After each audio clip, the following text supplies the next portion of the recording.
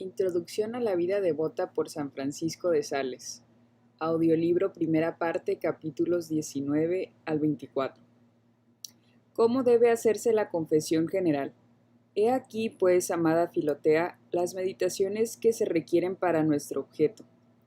Una vez hechas, ve con espíritu de humildad a hacer tu confesión general, pero te ruego que no te dejes perturbar por ninguna aprensión. El escorpión que nos ha herido es venenoso cuando nos pica, pero una vez reducido a aceite es un remedio contra su propia picadura. El pecado es vergonzoso cuando lo cometemos, pero al convertirse en confesión y en penitencia es honroso y saludable. La confesión y la contrición son tan bellas y de tan buen olor que borran la fealdad y disipan el hedor del pecado. Simón el leproso dijo que Magdalena era pecadora, pero nuestro Señor dijo que no, y ya no habló de otra cosa sino de los perfumes que derramó y de la grandeza de su amor. Si somos humildes, Filotea, nuestro pecado nos desagradará infinitamente, porque es ofensa de Dios. Pero la acusación de nuestro pecado nos será dulce y amable, porque Dios es honrado en ella. Decir al médico lo que nos molesta es, en cierta manera, un alivio. Cuando llegues a la presencia de tu Padre Espiritual, imagínate que te encuentras en la montaña del Calvario, a los pies de Jesucristo crucificado, destilando por todas partes su preciosísima sangre para lavar tus iniquidades.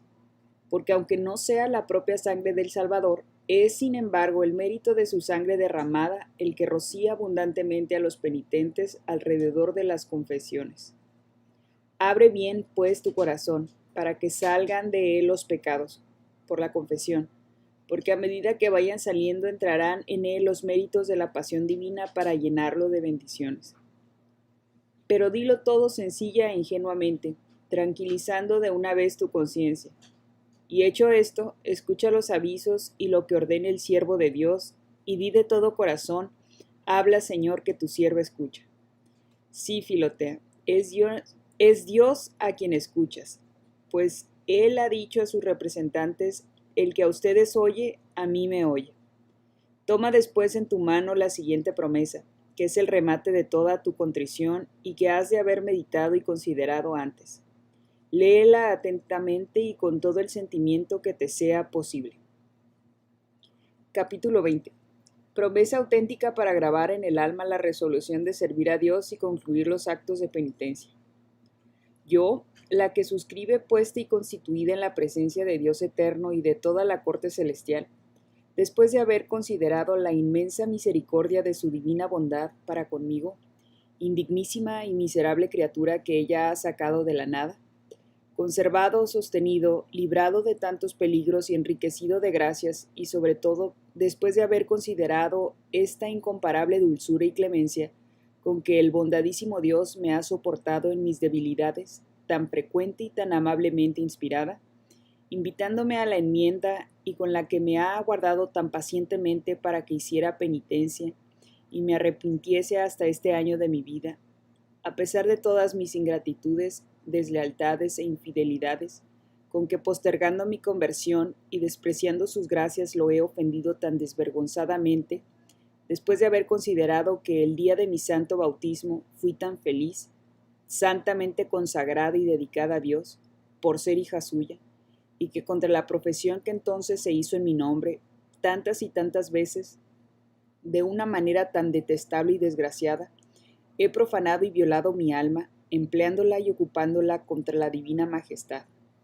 Finalmente, volviendo ahora en mí, postrada de corazón y espíritu ante el trono de la justicia divina, me reconozco, acuso y confieso por legítimamente culpable y convicta del crimen de lesa majestad divina, y culpable también de la muerte y pasión de Jesucristo, a causa de los pecados que he cometido, por los cuales Él murió y padeció el tormento de la cruz, por lo que soy merecedora de ser eternamente perdida y condenada.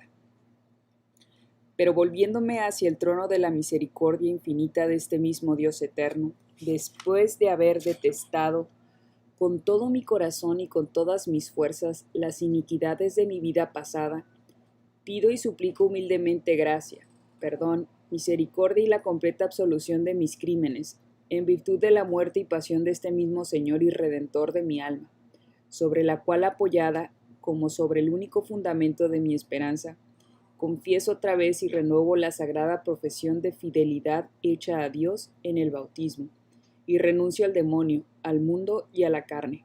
Detesto sus perversas sugestiones, vanidades y concupiscencias, por todo el tiempo de mi vida presente y por toda la eternidad.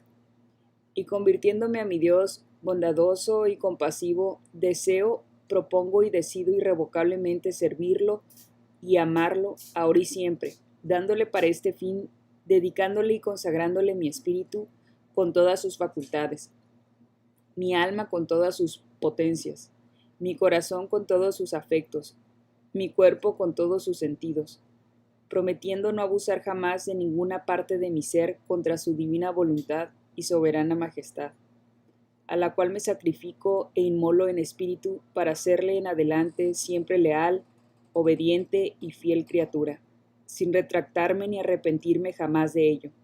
Mas ay de mí, si por sugestión del enemigo o por cualquier debilidad humana llegase a contravenir en alguna cosa esta resolución y consagración mías.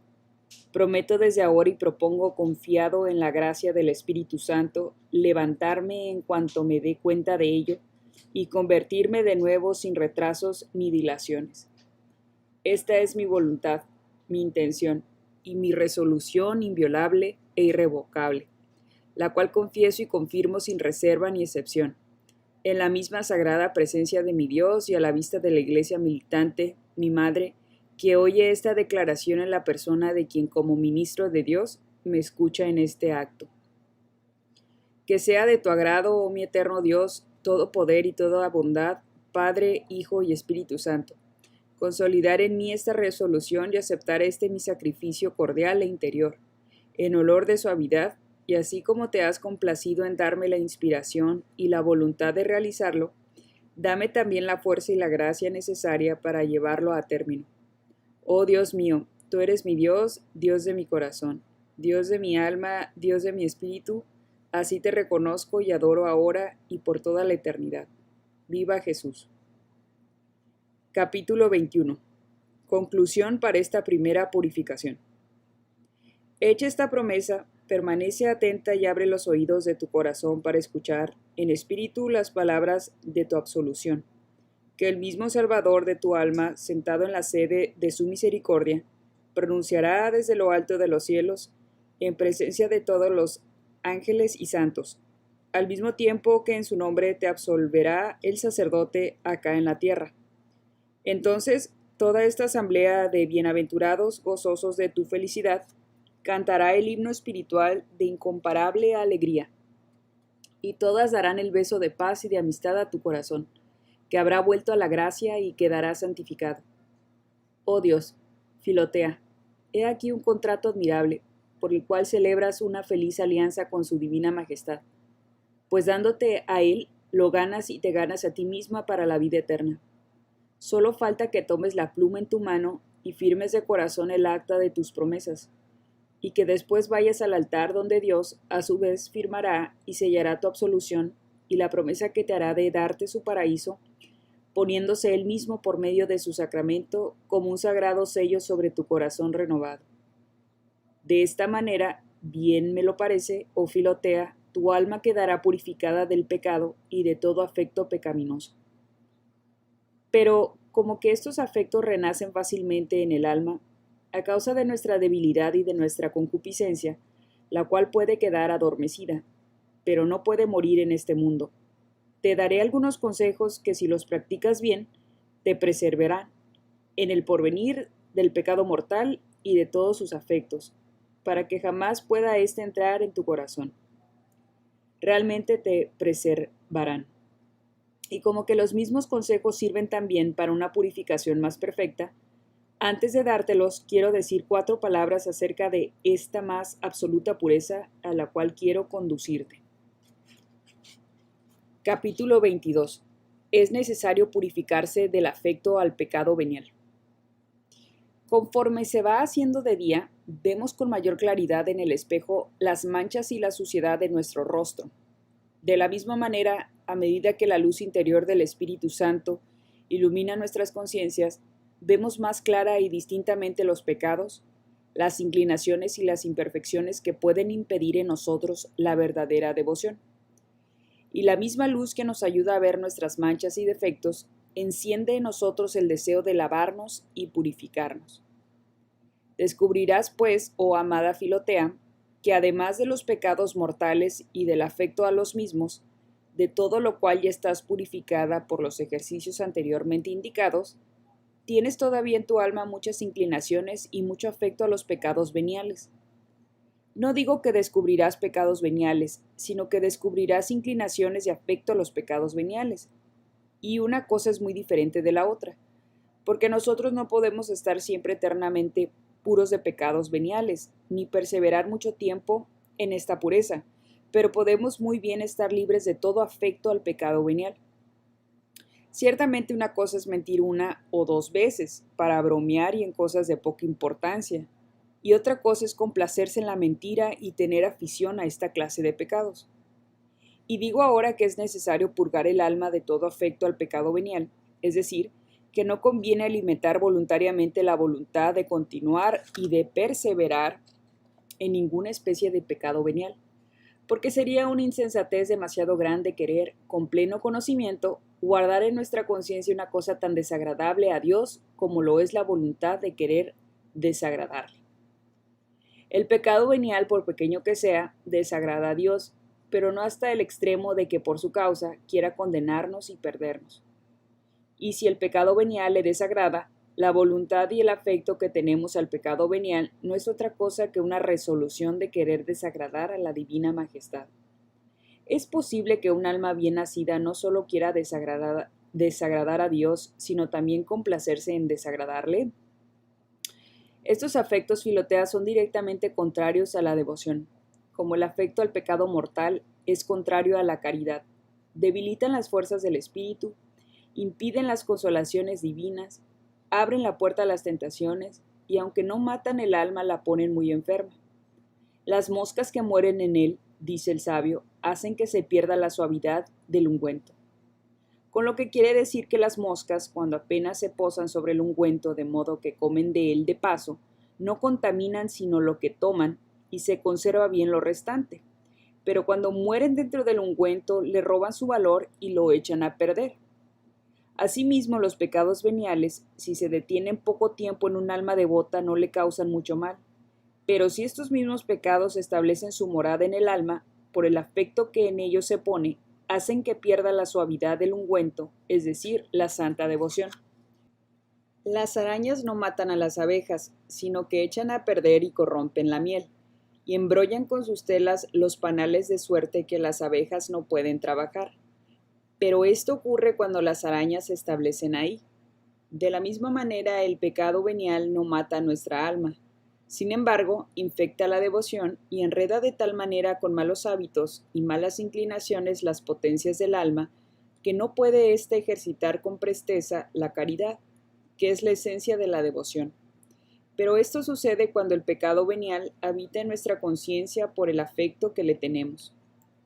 No es nada, Filotea, decir alguna mentirilla, descomponerse un poco en las palabras, en las acciones, en las miradas, en los vestidos, en ataviarse, en los juegos, en los bailes, siempre que al momento de entrar en nuestra alma estas arañas espirituales las rechacemos y las echemos fuera, como lo hacen las abejas con las arañas corporales. Pero si permitimos que se detengan en nuestros corazones, y no solo esto, sino que nos gusta retenerlas y multiplicarlas, pronto veremos perdida nuestra miel y el panal de nuestra conciencia apestado y deshecho. Pues repito, ¿qué apariencias de sano juicio mostraría un alma generosa si se gozara desagradando a Dios? Si gustase de causarle molestia e intentase de querer aquello que sabe que le es enojoso. Capítulo 23. Hemos de purificarnos del afecto a las cosas inútiles y peligrosas. Los juegos, los bailes, los festines, las pompas, las comedias no son esencialmente cosas malas, sino indiferentes, y pueden ejecutarse bien o mal, pero siempre son peligrosas y aficionarse a ellas todavía lo es más.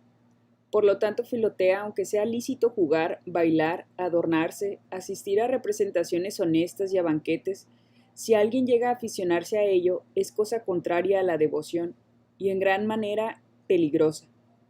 No está el mal en hacerlo, sino en aficionarse. Es un mal sembrar de afectos inútiles y vanos la tierra de nuestro corazón, pues ocupan el lugar de las buenas impresiones e impiden que la savia de nuestra alma sea empleada por las buenas inclinaciones.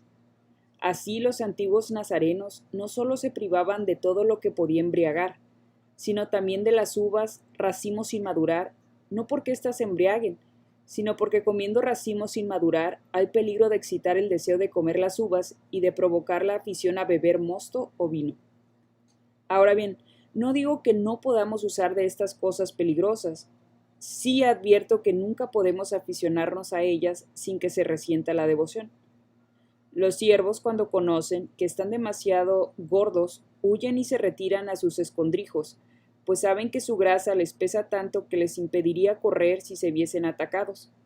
El corazón del hombre cargado de estos afectos inútiles, superfluos y peligrosos, no puede ciertamente correr con prontitud, ligereza y facilidad hacia su Dios, que es el verdadero término de la devoción.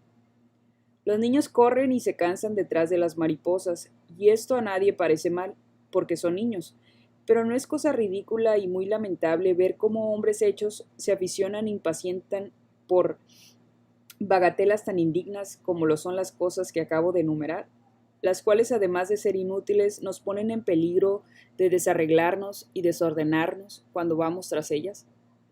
Por esta razón, amada Filotea, te digo que es menester purificarse de estas aficiones, y aunque los actos no sean siempre contrarios a la devoción, las aficiones, empero, les son siempre nocivas. Capítulo 24. Hemos de purificarnos de las malas inclinaciones. Tenemos también, Filotea, ciertas inclinaciones naturales, las cuales, porque no tienen su origen en nuestros pecados particulares, no son propiamente pecado, ni mortal ni venial, pero se llaman imperfecciones y sus actos se llaman efectos o faltas. Por ejemplo, Santa Paula, según refiere San Jerónimo, tenía una gran inclinación a la tristeza y a la melancolía, hasta el extremo de que, cuando murieron sus hijos y su esposo, estuvo a punto de morir de pena. Esto era una imperfección, pero no un pecado, pues ocurría contra su deseo y su voluntad. Hay personas que son naturalmente ligeras, otras ásperas, otras contrarias a aceptar fácilmente el parecer de los demás, otras propensas a la indignación, otras a la cólera, otras al amor, y por decirlo en breves palabras, son pocas las personas en las cuales no se puede encontrar alguna imperfección. Ahora bien, aunque estas imperfecciones sean propias y como connaturales a cada uno de nosotros, no obstante con el ejercicio y afición contraria, pueden corregirse y moderarse, y aún puede el alma purificarse y librarse totalmente de ellas. Y esto es, Filotea, lo que debes hacer. Se ha encontrado la manera de endulzar los almendros amargos haciendo un corte al pie del tronco para que salga la savia. ¿Por qué no hemos de poder nosotros hacer salir de nuestro interior las inclinaciones perversas para llegar a ser mejores? No existe ninguna naturaleza tan buena que no pueda dañarse con los hábitos viciosos. Tampoco hay un natural tan rebelde que con la gracia de Dios, ante todo y después con trabajo y diligencia, no pueda ser domado y superado. Ahora pues voy a darte los consejos y proponerte los ejercicios con los cuales purificarás tu alma de las aficiones y de todo afecto a los pecados veniales, y de esta manera asegurarás tu conciencia contra todo pecado mortal. Dios te conceda la gracia de practicarlos bien.